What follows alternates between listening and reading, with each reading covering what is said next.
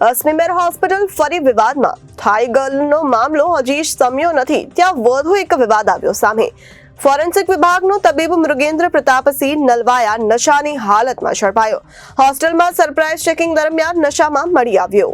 SMIMER hospital ફરી વિવાદમાં. થાઈ ગર્લ મામલો હજી શમ્યો નથી ત્યાં વધુ એક વિવાદ સામે આવ્યો છે. ફોરેન્સિક વિભાગનો તબીબ મૃગેન્દ્ર પ્રતાપસિંહ નલવાયા નશાની હાલતમાં ઝડપાયો.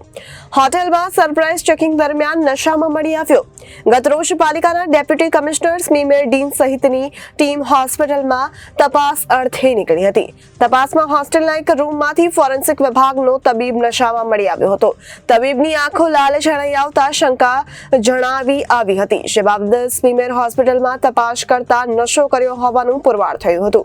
તબીબે વરાછા પોલીસના હાથે સોંપ્યો છે. પોલીસે તબીબ વિરુદ્ધ કાયદેસરની કાર્યવાહી હાથ ધરી.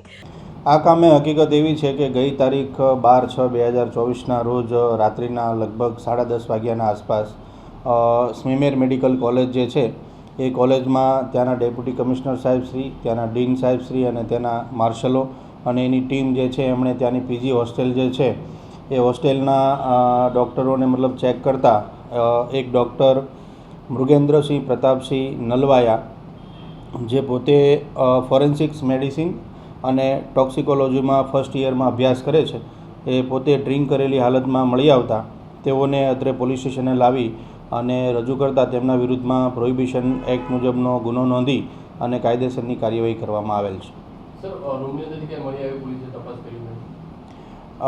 પોલીસ જે છે આ ઘટનામાં ત્યાં જગ્યા ઉપર ગયેલી નથી.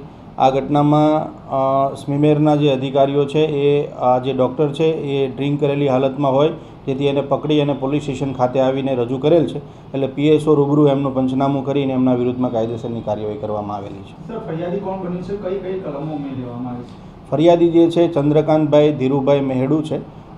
એ માર્શલ લીડર છે એસએમસીમાં અને એમાં પ્રોહિબિશન એક્ટની કલમ 66(1)B મુજબની કાર્યવાહી કરવામાં આવેલી છે.